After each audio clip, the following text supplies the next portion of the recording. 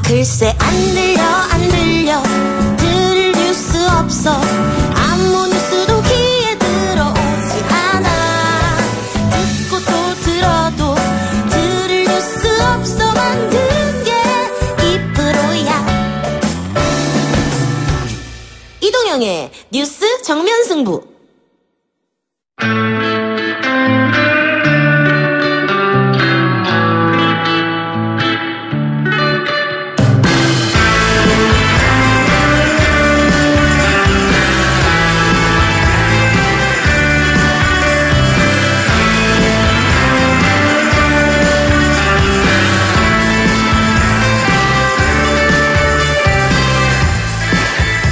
입담 센 두 분과 함께 우리 사회 이슈를 공론하는 시간 앵커 전성시대 매주 금요일 날 만나보고 있죠.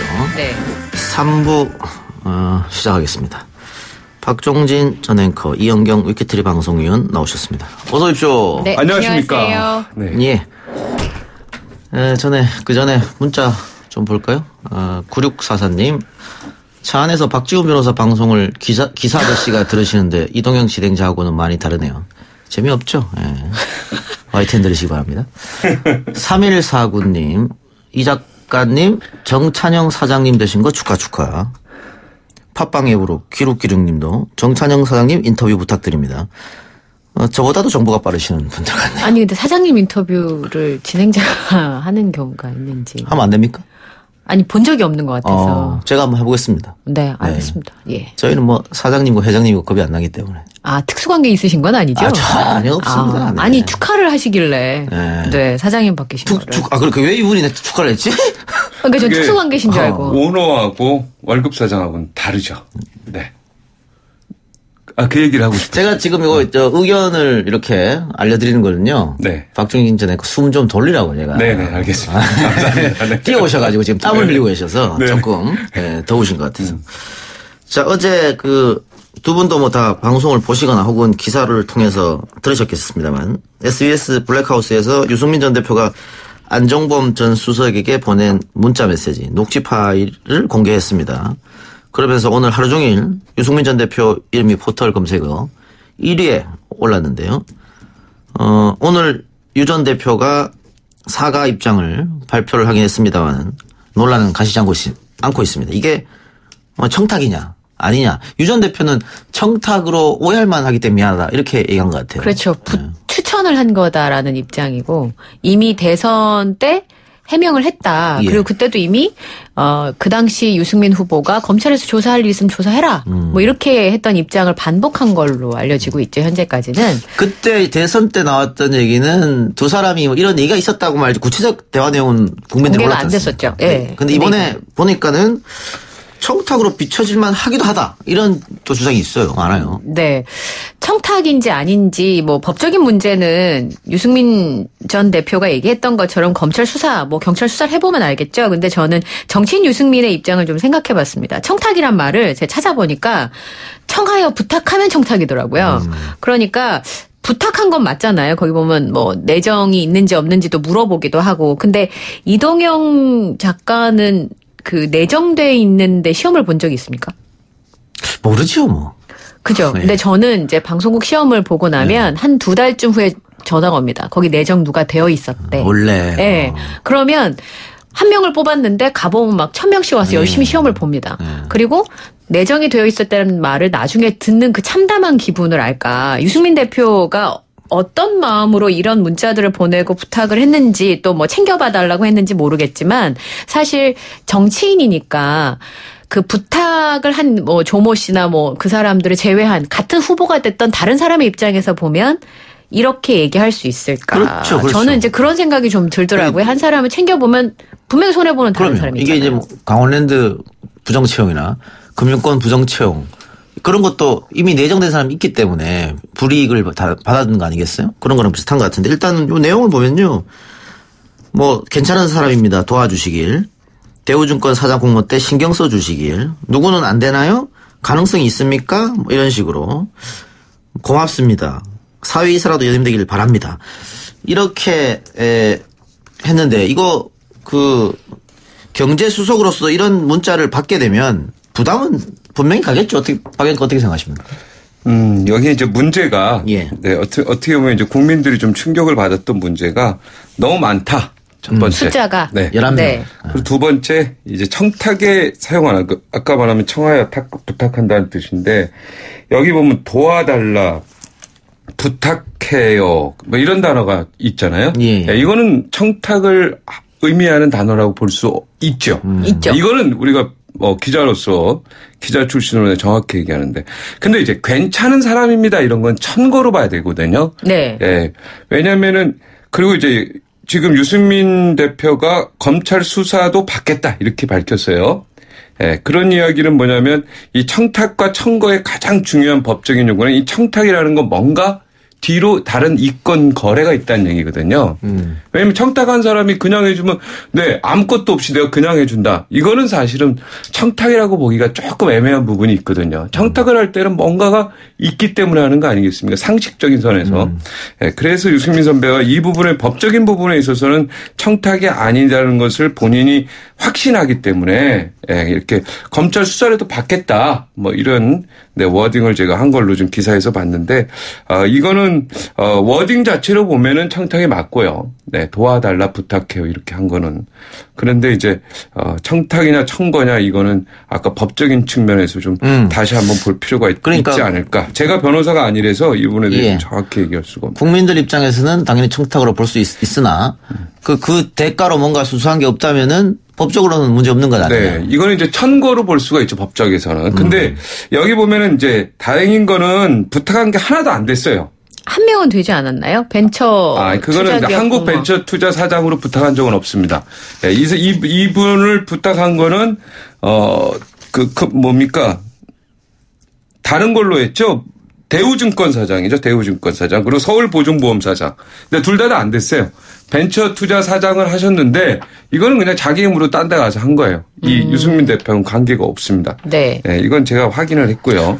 어찌됐든 부탁한 게 하나도 안 됐어요. 그때는 왜냐면 박근혜 정부였기 때문에 유승민 대표는 어차피 탈박 아닙니까? 완전히 이제 반박 세력이었기 때문에 안종범 수석도 하나도 안 들어줬을 거예요. 제가 이치적으로 봐요. 그런데 이렇게 또 부탁을 했다는 얘기는 유승민 대표도 기자회견에서 얘기했지만 국회의원이 민원에 받으면 무언가 예의를 이렇게 형식적으로라도 해야 되는 그런 위치에 있기 때문에 이렇게라도 네, 최선을 다하는 모습을 보이지 않았나 이런 생각이 좀 듭니다. 그럼 이렇게 봅시다.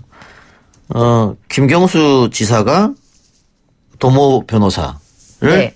뭐 일단 청와대에 추천 청구한 거 이거하고 지금 이 유승민 건하고는 다르냐 똑같냐? 아니 이것도 만약에 둘 관계가 전혀 뭐 주고받은 게 없다면 이건 청거로 볼 수 있죠.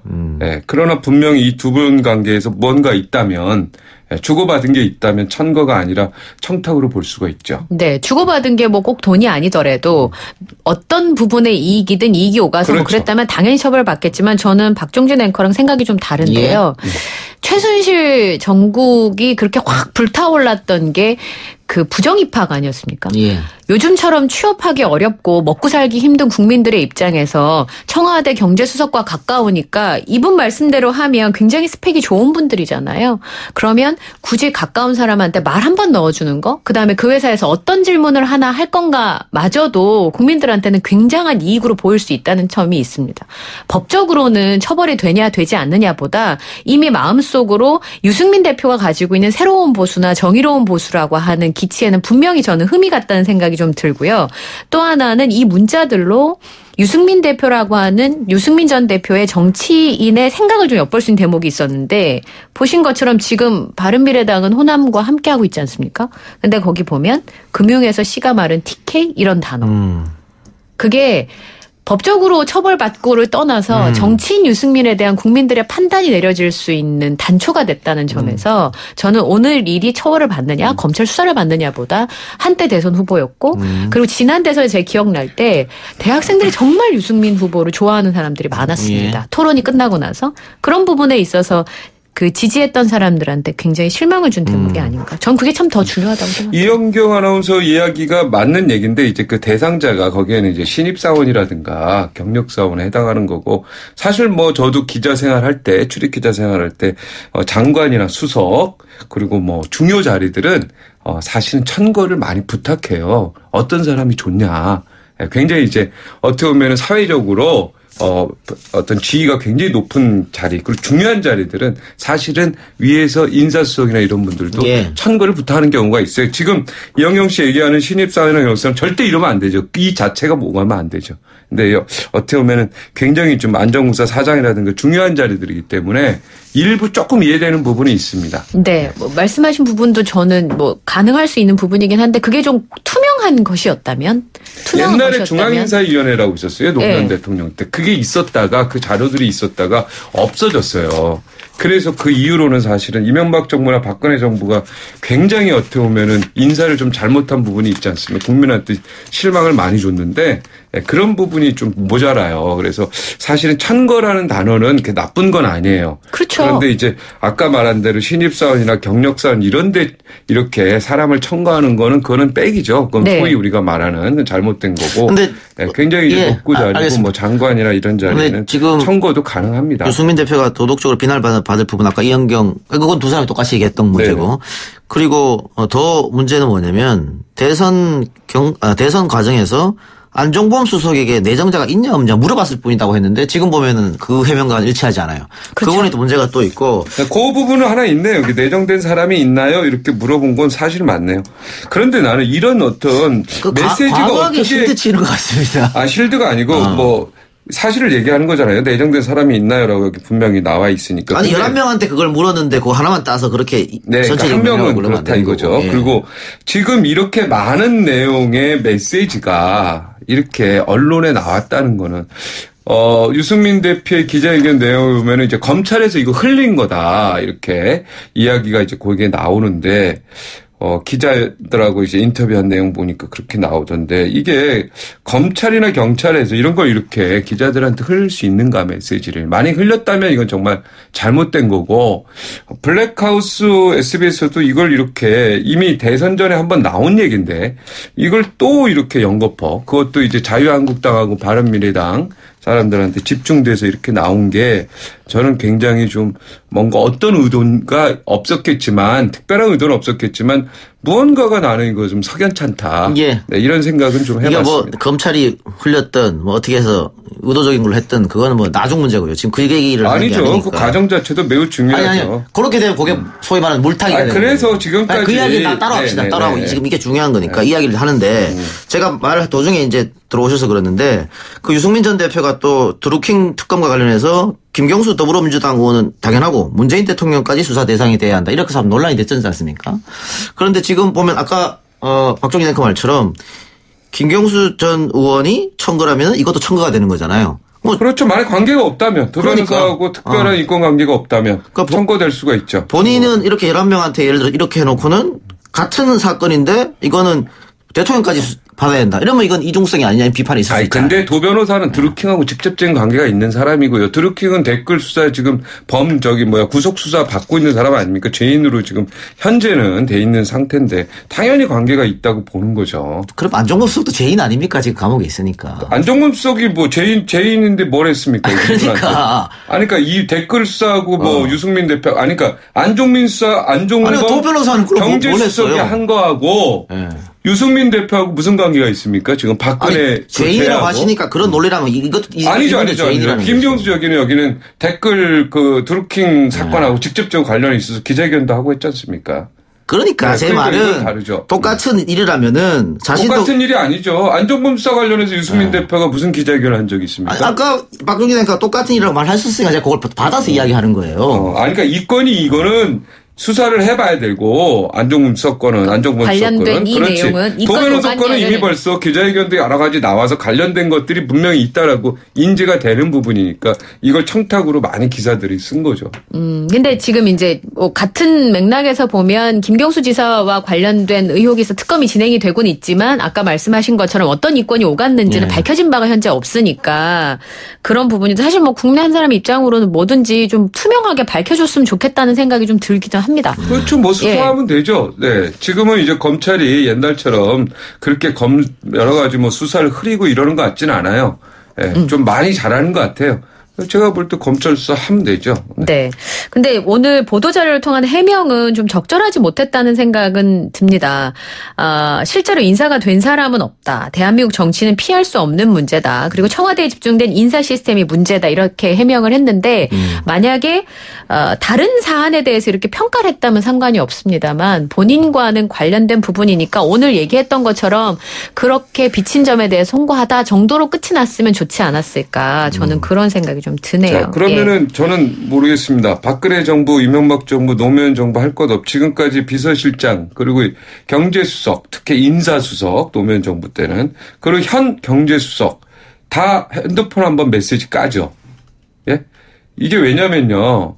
아마 국회의원들 인사 부탁 다는 아닐 거예요. 네. 그러나 많은 사람들이 했을 거예요. 그걸 확신하고 있기 때문에 어제도 보니까 뭐 문자에도 보니까 많이 나오죠. 청와대에 집중된 인사 시스템하고 정치자금법이 빠졌는데 정치자금법 문제도 여기에 거론을 했거든요. 네. 사실은 인사 부탁 이런 거 메시지 다 까잖아요. 네. 그러면 어느 정당도 네. 그리고 사실은 빠져나가기가 쉽지 않을 거예요. 이게 지금 대표적으로 걸려서 물론 그 사람들이 다 그러니까 유승민이 잘못 없냐 이런 뜻은 아닙니다. 신호위반은 다 하지만 걸린 사람은 법칙금 내야죠. 그렇죠. 네, 그래서 지금 유승민 대표가 지금 물론 매를 맞고 있지만 유승민 대표가 지금 이렇게 하소연한 거죠. 청와대 인사에 집중된 이 시스템하고 네. 정치자금법 문제 이 문제에 대해서 사실은 이게 속이 탄다. 네. 잘못된 부분이 있다. 예. 네. 그런 얘기입니다. 자, 이현경 의원 마지막 네. 이야기 듣고 다음 주제로 넘어가겠습니다. 저는 그 예전에 왕관을 쓰려는 자 그 무게를 버티라는 말이 있습니다. 아까 말씀하신 것처럼 박종진 앵커가 제기한 그런 문제들도 있겠습니다만 대통령이 되려고 한다면 그런 부분을 좀 견뎌야 된다는 생각이 좀 들고요. 저는 이런 부분들을 투명하게 보일 수 있는 부분 또 하나 뭐냐면 지금까지 이래 왔으니까 그래야 된다가 아니라 새로운 시대가 됐잖아요. 그러면 새로운 가치들이 요구되는 거 아닐까. 저는 그런 생각도 좀 해봤습니다. 예. 다음 이야기는 취재윤리, 보도윤리에 관한 건데 어쨌든 요것도 지금 근데 2014년 얘기잖아요. 전부 다. 그죠? 2015년도 있습니다. 15년도 있습니다. 원내대표 시절에도 14, 있습니다. 15년. 네. 네. 지금 얘기는 아니고요. 네. 네. 다음 주제로 넘어갑니다. 네. 예. 자, 두 분 다 그 언론사에 계셨으니까 이 문제도 두 분하고는 아주 밀접한 관계가 있을 것 같은데요. 고 노회찬 의원을 다룬 보수 언론의 기사 편집 이 논란이 되고 있습니다. 21일자 조선일보 칼럼 집안에 아내 전용 운전기사가 있을 정도면 재벌 아닌가 이런 사람들이 노동자를 대변한다. 이거 아마 노회찬 의원 아내분이 기사가 있다. 가짜 뉴스인데 그거를 아마 그대로 인용한 것 같거든요. 네. 이거 뭐 전화 한 통이면 알아볼 수 있는 건데. 제가 검색을 해봤어요. 예. 들어오기 전에. 일단 7월 12일에 여러 언론사들이 이 문제를 보도를 했더라고요. 그래서 허익범 특검 관계자에 따르면 인용 보도를 해서 거기에 보면 자원봉사자라고 나오고요.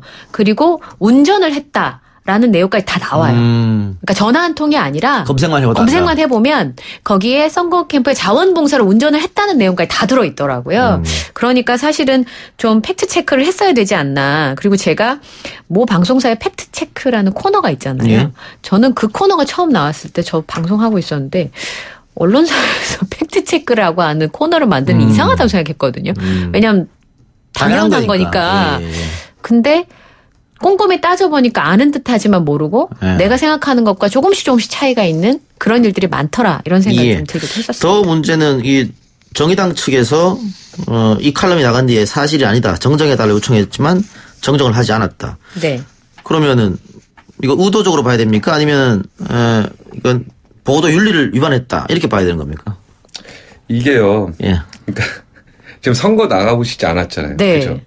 네, 저는 선거를 나가봤잖아요. 그러니까 이게 선거 나간 사람들은 이 내용을 보면 어떤 생각이 들어요? 네, 이게 사실은 선거운동원 자원봉사자가 운전요 잘 안 해주죠. 그거는 기껏해야 후보 정도 부탁해서 잠깐 해주죠. 이게 왜 복잡하냐면요. 아마 부인차였으면 아마 이게 보험이 부부 한정이었을 거예요. 부인 차였다면? 당연하죠. 예. 만약에 했다면 이 차가 난 누구 차인지 모르겠는데. 노회찬 의원 차입니다. 그렇습니까? 예. 이게 그러니까 부부 한정이나 이거에서 보험도 다 바꿔야 돼요. 이게 다른 사람이 자원봉사자가 할 때는. 만약 운전기사였다면 그 사람이 이제 보험 자기가 했을 거고. 그런데 사실은 이제 후보 차량에 대해서는 솔직히 말해서 자원봉사자든 선거운동원이든 해줘요. 왜냐면 후보한테 잘 보이려고 하는 사람들이 많이 있기 때문에. 근데 저도 이제 뭐 어떻게 부인이 있고 있었지만 부인이 운전기사를 누가 자원봉사 해준 적은 없습니다. 네, 부인이 집사람이 차고 다닐 때. 네, 직접 그러니까 운전을 하시고. 이게 왜냐면 이 기자가 자기가 국회에서 보좌관으로 일했기 때문에 이런 경우는 별로 본 적이 없다. 그런데 뭐 우리 노회찬 의원 장례식장도 제가 가서. 네. 다 표하고 했지만 부인도 표하고 했지만은 요 부분에 대해서는 이 부분에 대해서 꼭 이렇다. 그렇지 않다. 이렇게 얘기할 수가 없어요. 아니, 이건 아내 전용 운전기사가 아닌데 아내 전용 운전기사가 있다. 재벌이 아니냐라고 쓴 거는 이 기자가 잘못 쓴 건데. 그러니까 이제 아내 운전기사를 자원봉사로 하는데 여기서 지금 10일이든 20일간이든 전용기사 아니냐 이런 얘기가 있잖아요. 그러니까 제가 이거 찾아봤는데요. 7월 10일 기사가 있어요. 어떻게 돼 있냐면 10일 법조계 등에 따르면 특검팀은 2016년 총선 당시 노 원내대표 캠프에서 자원봉사자로 일하며 특검에서 밝힌 내용입니다. 노 원내대표 부인의 운전을 맡은 경제적 공진화 모임 회원 베이직 장모 씨를 불러라고 써 있어요. 그러니까 아까 말씀하신 것처럼 그런 부분은 특검에서 밝힌 바에 따르면 자원봉사로 일했고 아주 드문 케이스예요. 만약 이렇게 되면. 네, 그렇게 써 있어요. 그렇지만은 특검이 이렇게 됐으면 자원봉사자죠. 네. 그러니까 이거 팩트체크를 하지 않고 기사를 썼고 그리고 그게 아니라고 항의를 했는데 정정보도 하지 않았고 라고 한다면은 이제 언론중재위원회 가야죠. 언론중재에 지금 가겠다고 지금 김종철 비서실장이 얘기했으니까 언론중재에 가서 거기서 판단을 받아요. 근데 이분이 이 기자 이름이 정확히 모르겠지만 이분을 내가 잘 모르겠지만 국회에서 보좌관으로 자기가 일했다 이런 얘기가 있어요. 네.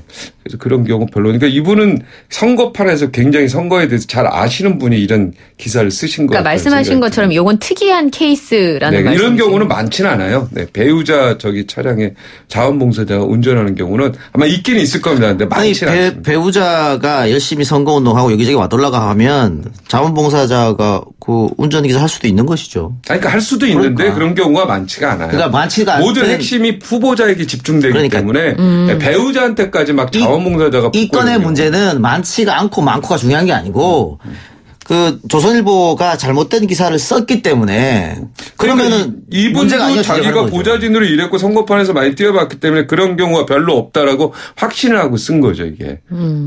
아니 그러니까 잘못된 기사잖아요. 팩트체크 전화 한 통화하면 아는 걸 안 했기 때문에. 그리고 이거 정의당에서 그거 아니라고 했으면은 정정 보도라든가 뭔가 있어야 되죠. 근데 사실 자원봉사자가 운전기사를 자원봉사자 하는 경우는 사실은 이분이 말한 대로 그렇게 많지도 않고 그래서 이 부분에 대해서는 이렇게 이 기자가 생각하는 게 어떻게 보면 상식일 수도 있어요.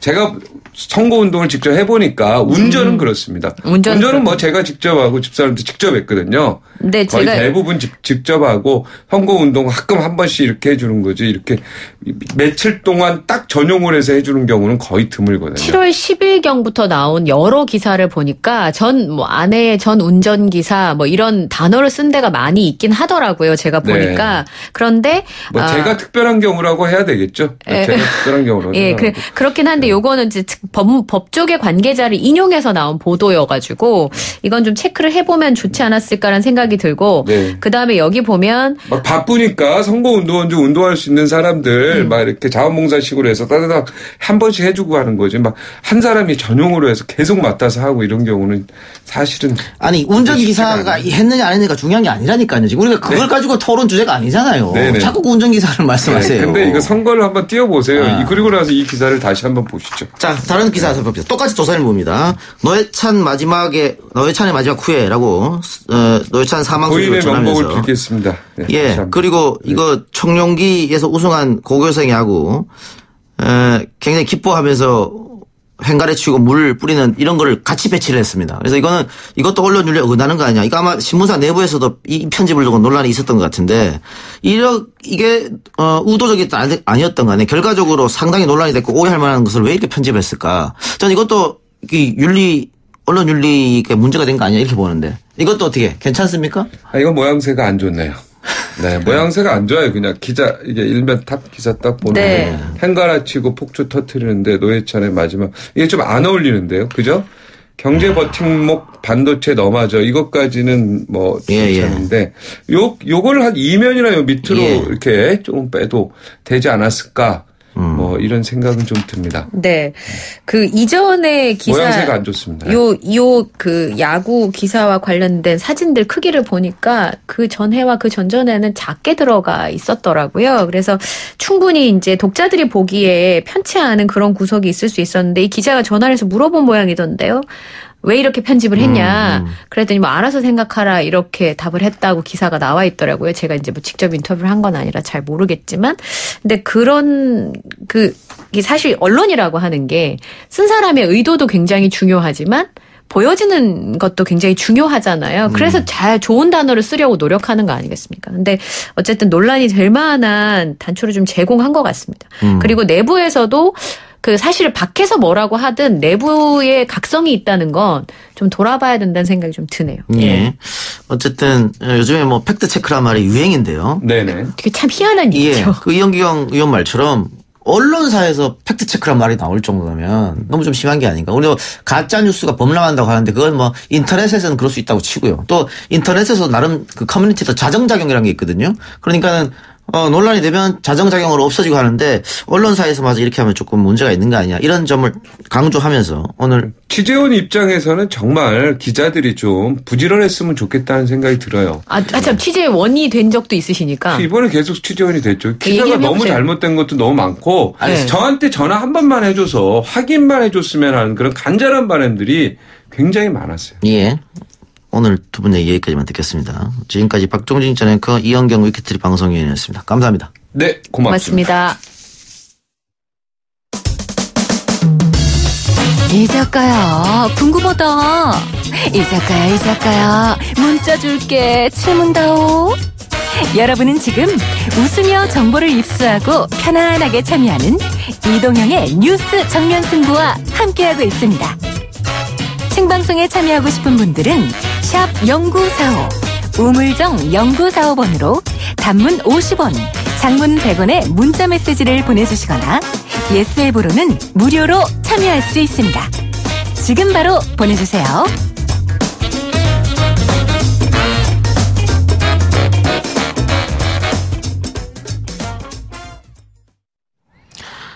(3분) 여기까지고요. 4부 최강경배에서 찾아뵙겠습니다. 뉴스 신동 이 작가와 함께하는 비포장 뉴스 해학 뉴스 정면 승부.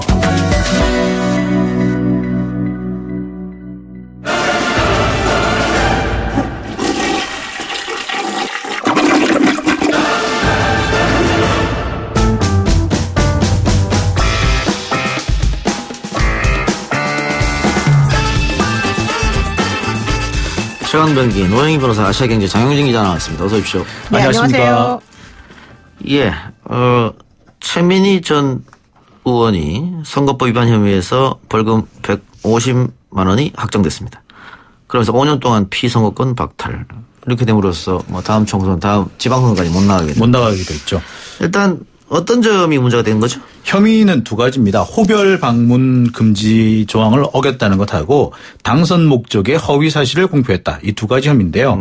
이 호별 방문이라는 건 그렇습니다. 이제 이 최 전 의원이 이제 국회의원 총선거에 출마하겠다라고 발표를 하고 남양주 시청에 가서 사무실 10곳을 돌아다니면서 인사를 했다. 이건데 이게 호별 방문 위반이 되겠습니다.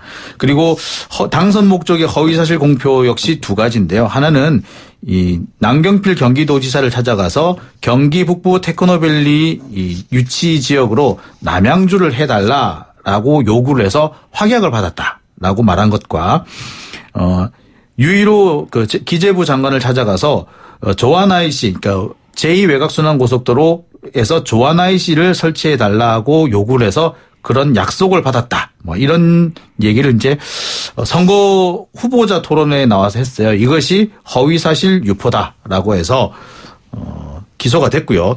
1심에서는 이 세 가지가 모두 다 유죄로 인정이 돼서 벌금 200만 원.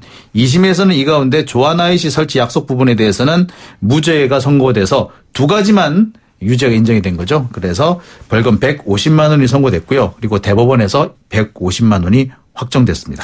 1심에서 검사가 200만 원 구형. 그래 선고가 200만 원. 그렇죠.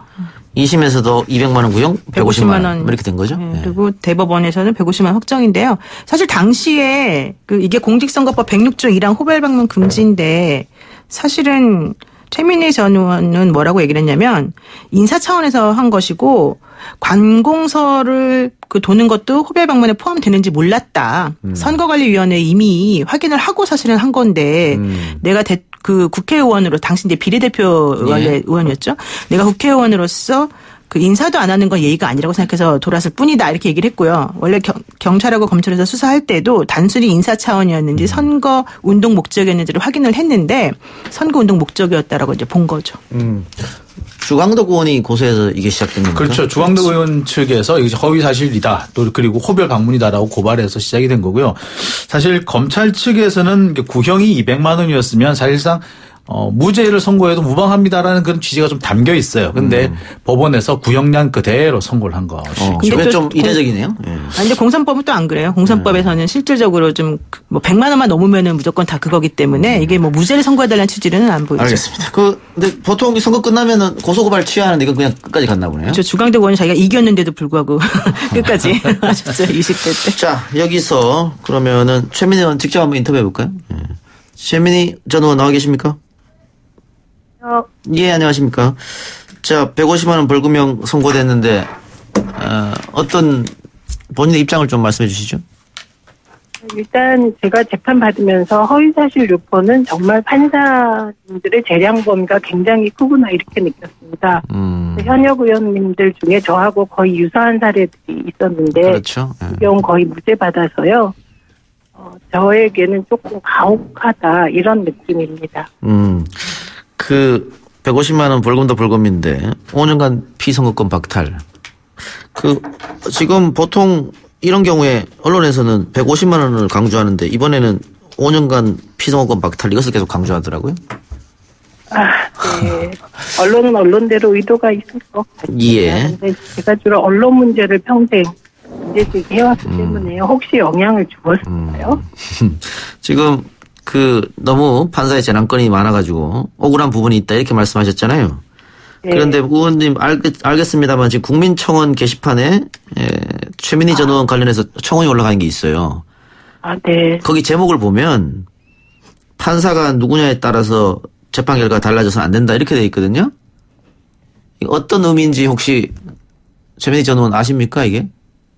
그걸 쓰신 분은 제가 누군지를 몰라서 말씀드릴 수는 없지만, 비슷한 내용의 허위사실 유포도, 그 피의자가 누구냐에 따라, 그리고 판사가 누구냐에 따라, 정말 재량의 범위가 넓은 것, 그걸 제가 느꼈습니다. 그래서 아마 그 부분을 짚은 것 같고요. 제 경우는 제가 이게 좀 무리한 기소가 아니냐라고 이제 조사받을 때 얘기한 적이 있는데요. 그 이유는 저를 담당했던 검사가 이게 딱 떨어지지 않아서 고민이다 이렇게 저에게 말을 했었어요. 그래서 그랬고 그다음에 1심 검찰 구형이 200만 원이었던 것은 이게 이제 어느 정도는 좀 무리한 기소임이 조금 반영된 게 아니냐 이렇게 생각했고요. 왜냐하면 1심에서 200만 원 구형받았을 때 많은 분들이 되게 이제 선거법 위반의 경우 구형량에 따라서 선고를 예측할 때 200만 원 정도면 이제 구제되지 않을까 이게 당내 여론이어서요. 네, 그런 얘기를 하게 되었던 그러니까 비슷한 건에 대해서 다른 데는 무죄도 나오고 50만 원도 나오고 90만 원도 나오고 그런데 이번 건은 왜 이러냐 이렇게 생각할 수도 있고. 자, 혹은 두 분 혹시 최민희한테 질문할 거 있습니까? 예, 저 아시아경제 정영진 기자입니다. 예. 예, 사실 좀 억울하다라는 생각이 많이 드실 것 같은데요. 비슷한 이런 사건에서 봤을 때 대체로 보면은 무죄가 선고되는 사례도 많지 않았습니까? 사법부에 대해서 하시고 싶은 말씀도 좀 있을 것 같습니다.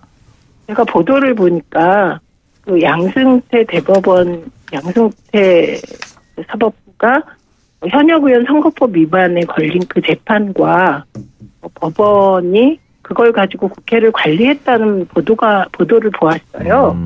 그래서 저는 그동안에 그래도 사법부는 최후의 정의를 지키는 보루가 아닐까 이런 믿음이 있었는데 이번에 조금 그 신뢰가 무너지는 힘 가지고 있습니다. 예, 지금 사업농단에서 400억 건 그거 다 공개한다 했지 않습니까? 그렇습니다. 이 사건이 있을 수도 모르겠네요. 하여튼 그건 좀 더 지켜보고요. 예. 좀 지켜봐야 될 것 같습니다. 예. 저도 하나 여쭤볼까요? 예. 김진태 의원이 사실 무죄 받았잖아요. 비슷한 사례죠, 이것도. 네. 근데 이제 그것하고 비교해서는 사실 좀 어떤 느낌이실지 좀 궁금해요, 개인적으로. 현역 의원님이라 좀 그렇긴 한데, 김진태 의원의 경우는 공약 이행률이 70몇 %다. 그런데 그게 매니페스토 본부가 강원도 지역의 국회의원들의 공약 이행률을 쭉 줄을 세웠는데 3위를 했다. 그런 거였거든요. 예. 그런데 매니페스토 본부는 공약 이행률을 가지고 순위를 매긴 적이 없습니다. 그것도 허위사실로 혐의가 기소된 거죠? 그렇죠. 네, 근데 이제 무죄됐기 때문에. 무죄 판결이 났죠. 네, 그러니까 왜 유사한 사례인데 조금 다르게 결정이 난 게 아니냐라고 생각이 들어서 좀 여쭤본 거죠, 사실은. 예. 네. 알겠습니다. 의원님, 마지막으로요. 네. 오늘 노회찬 의원 연결식 다녀오셨습니까? 그냥 그때 방송이 있어서 노회찬 의원 마지막 가는 길 어떻게 보셨나요? 예, 정치인은 가치지향 정치인과 자리지향 정치인이 있습니다. 예. 그런데 노회찬 의원처럼 일관되게 가치와 신념을 지키면서 정치하는 거 정말 어려운 일이거든요. 이게 진보의 대부를 이룬 느낌이고요. 진보라는 건 평등이고 정의잖아요. 예. 그래서 없는 사람, 지금 비통해서 우는 사람 편에 서서 국가를 운영하려고 노력했던 정치인을 보내는 심정이 마음이 많이 아팠습니다. 지금도 목소리가 좀 떨리신 것 같은데 죄송한 질문 하나 하겠습니다. 지금 대법원에서 확정이 됐기 때문에 사면이나 복권이 없는 한 앞으로 5년간 정치 활동이 금지되어 있는데 여기에 대해서는 준비나 계획이나 혹시 세운 게 있습니까? 지난 2년 동안 원외 상태에서 재판받을 때 예. 진짜 힘들었고 거의 돛닦는 심정으로 하루하루 지냈거든요.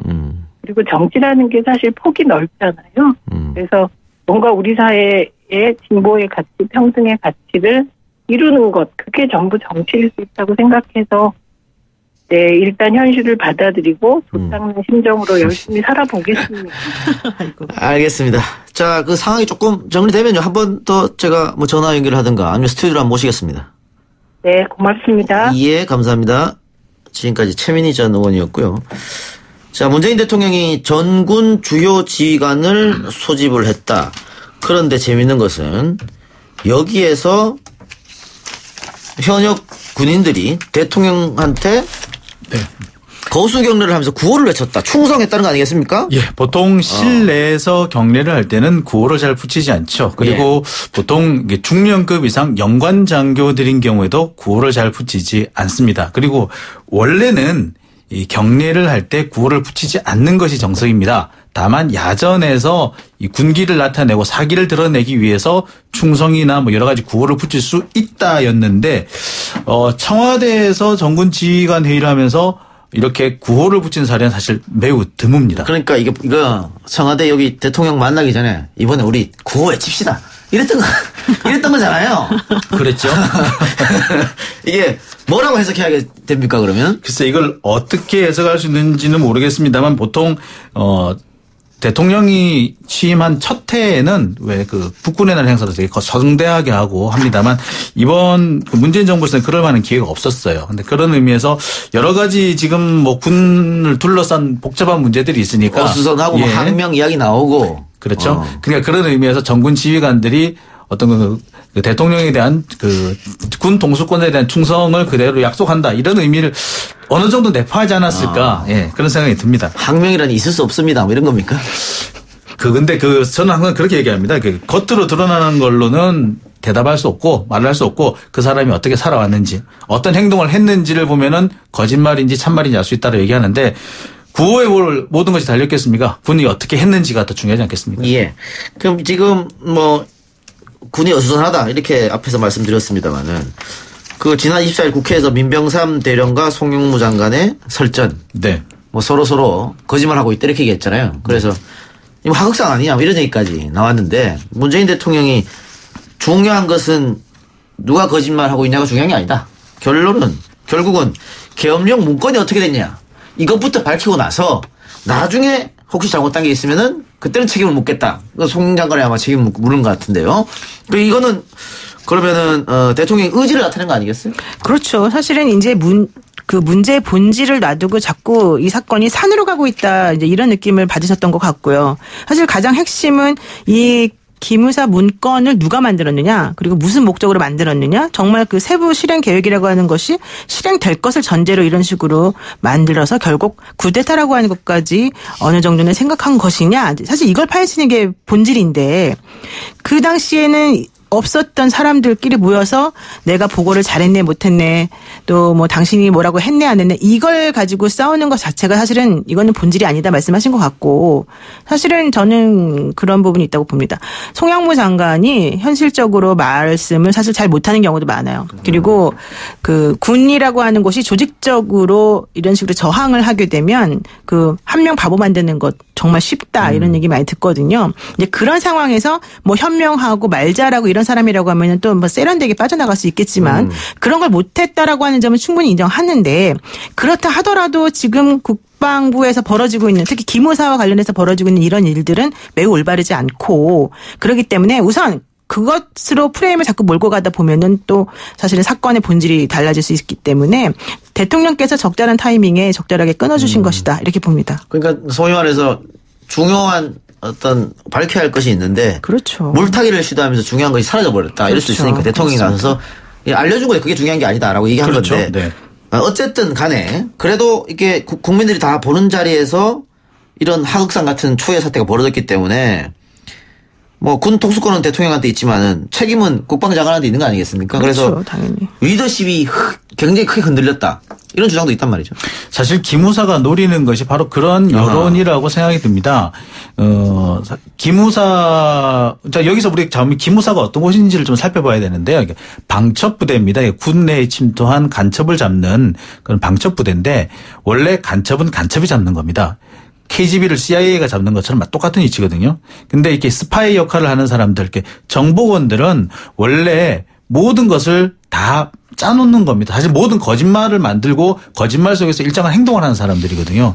그렇기 때문에 우리가 기무사의 발언은 반드시 믿을 수만은 없다라는 것을 좀 이분들 역시 현재 정보 활동이나 어떤 그 공작 활동의 일환으로 이런 행동을 할 수도 있다라는 것. 그리고 만약에 그렇게 한다면 모든 사람들이 깜빡 속아 넘어갈 수 있는 그런 상황일 수도 있다라는 점을 좀 감안을 하셨으면 좋겠습니다. 바로 그런 점을 노리고 사실 이게 뭐 국방부 장관이 이렇다 저렇다 뭐 무슨 말 했다 안 했다라고 하면서 제일 위협받은 것이 바로 기무사 개혁과 이 국방 개혁이라는 문제가 제일 흔들리고 있었거든요. 그러니까 결국에는 초점을 엉뚱한 데로 돌려서 국방 개혁과 기무 개혁을 무산시키려는 의도가 아닌가 저는 그렇게 의심을 하고 있습니다. 예. 그런데 대통령이 일단은 중요한 것은 계엄사 문건이다라고 하면서 송영무 장관을 포함한 관계자들의 잘잘못을 따져서 책임 경중에 따라 합당한 조치를 취하겠다 이렇게 말했습니다. 이 얘기는 뭔 뜻일까요? 사실 송영무 장관이 이제 문정희 특보하고 여러 가지 이제 설왕설래 할 때에도 그렇게까지 얘기를 심하게 하지 않고 있다가 막판에 한번 이제 코멘트가 청와대에서 나온 적이 있었어요. 그리고 이번이 사실 저는 두 번째라고 지금 알고 있는데 그 얘기는 그만큼 송영무 장관에 대해서 청와대가 보내는 메시지다 이렇게 사실 파악하는 것이 맞지 않나 생각이 들고요. 또 그 메시지의 방향이 무엇이냐 하는 것은 아마 스스로도 잘 알 겁니다. 왜냐하면 오늘 송영무 장관이 뭐라고 얘기했냐면 자리에 연연하지 않겠다. 나는 다만 기무사 개혁에라고 하는 그 나의 소임을 다하는 쪽으로 신경 쓰겠다 이런 얘기를 했거든요. 그 얘기는 일단 본인에게 주어진 임무를 다 철저하게 이행을 잘 하고 그리고 난 다음에 본인에게 책임을 물을 것이 있으면 책임지겠다 이런 뜻으로 들립니다. 이것이 아마 그 청와대나 대통령께서 얘기하고 있는 요구하고 있는 사항인 것 같고요. 또 그것이 아마 이제 국민들도 그와 같은 방식으로 생각하고 있는 게 아닌가 생각이 듭니다. 제가 볼 때는 그렇습니다. 사실 송 장관 후임으로는 그 사실 민간인 국방장관이 나와야 한다라는 그런 주장들도 많았고 그렇게 전망하시는 분들도 많았습니다. 그런데 지금 상태에서는 민간인 국방부 장관이 나오긴 좀 어렵죠. 그렇다고 본다면 송 장관이 마지막으로 할 수 있는 최선을 다하라는 그런 어떤 메시지가 아닌가 이런 생각도 좀 듭니다. 사실 그런 얘기도 들었어요. 그 국방부 내에서 지금 현재 송 장관도 사실 육사 출신이고 그 안에서 잔뼈가 굵으신 분인데 이분을 이렇게 흔들어야 된다고 한다면 다른 누구를 그 자리에 앉혔을 때 제대로 되겠느냐 이런 얘기 많이 나오거든요. 그러니까 물론 뭐 군내 사정을 뭐 제가 정확히 아는 건 아니지만 그럼에도 불구하고 그런 종류의 걱정이나 우려 같은 게 있다는 것은 어느 정도 우리가 좀 생각해야 될 것 같아요. 사성 장군 출신이니까 흔들 수 있는데 전혀 다른. 그렇죠. 사람이 오면. 외부에서 간다면 사실 뭐 그거는. 사실 그래서 이제 우리 문재인 정부가 처음 출범할 때는 이 송영무 장관이 아니라 다른 분을 좀 생각을 하셨던 모양이에요. 그런데 이제 그 부분이 좀 안 되는 바람에 송영무 장관이 대안이 된 것인데 참 지금으로 보면은 그 점도 좀 아쉬운 것 같습니다. 알겠습니다. 안희정 전 충남지사 검찰 구형이 있었는데 4년을 구형했어요? 조금 많이 구형한 거라는 느낌이 들어요. 사실 세죠. 왜냐하면 업무상 위력에 관한 간음이라고 하는 것은 예전에는 기소도 잘 안 되던 것이고 업무상 위력 관계인지 아닌지를 파악하거나 입증하는 게 매우 어려웠거든요. 그래서 예전에 그런 식의 뭐 고소고발도 많이 없었지만 그런 식의 사건이 있었을 경우에 벌금형으로 끝나는 경우가 많았고요. 또 설사 뭐 실형까지 얘기한다 하더라도 이제 집행유예 아주 약하게 그렇게 처벌하는 게 맞았는데 이제 검사 구형이 물론 4년이니까 앞으로 재판부가 어떻게 판단 내릴지는 모르겠습니다만은 실제적으로 4년이라고 하는 형은 상당히 세고요. 그것만 또 얘기한 게 아니고 이제 검찰에서는 뭐 그 성교육과 관련해서 그 성폭력 관련해서 수강명령을 이수하라 그리고 또 신상 정보를 공개하라 이런 얘기도 했는데 원래 일반적으로 성폭력 사건 관련해서는 성폭력 그 교육에 대해서 수강명령 이수하라는 것 하고 신상 정보 공개하라는 거는 요즘 다 일반적으로 그냥 하는 그런 같은 부수 처분 같은 거거든요. 근데 지금 핵심은 4년이라고 하는 게 좀 세지 않았냐 여기 있는 것 같아요.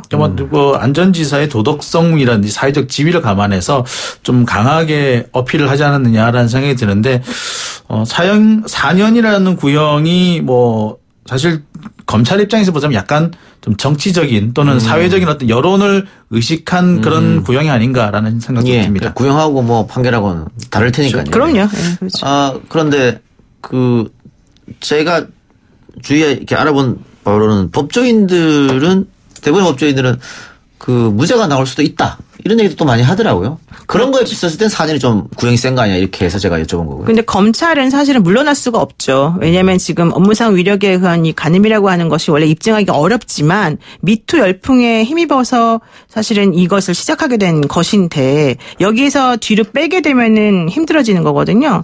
그래서 제가 봤을 때는 업무상 위력 관계를 입증하는 것이 이제 관건인데 어느 정도나 과연 입증이 됐을까? 법조인들은 조금 회의적인 시각이 있습니다. 분명히. 그렇지만 요즘에 또 성폭력 사건을 다루는 법원의 태도를 봤을 때에는 피해자 여성 중심으로 바라보면 피해자 중심적인 얘기를 너무 많이 하기 때문에 저는 사실은 5대5 정도로 보는 거죠. 실형과 무죄 사이에. 그렇죠. 검찰 스스로도 좀 이번에 좀 털어야 할, 해소해야 될 문제가 좀 있지 않습니까? 그래서 그런 것까지 포함해서 4년이 나오지 않았을까 하는 생각도 듭니다. 언제 선고가 됩니까? 그럼 1심, 2심은? 다음 달에 지금 선고한다라고 얘기를 하고 있습니다. 원래는 결심하는 그날에 하게끔 되어 있습니다만 요즘 같은 경우는 2주, 좀 심하면 4주 안에 보통 선고는 다 내리는 걸로 알고 있습니다. 알겠습니다. 이것도 결국은 지켜봐야겠네요. 지켜봐야죠. 두 분 말씀 오늘 여기까지만 듣겠습니다. 감사합니다. 고맙습니다. 고맙습니다.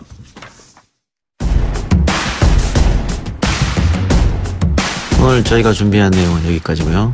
저는 다음 주 월요일에 뵙겠습니다. 편안한 주말 보내시기 바랍니다. 감사합니다.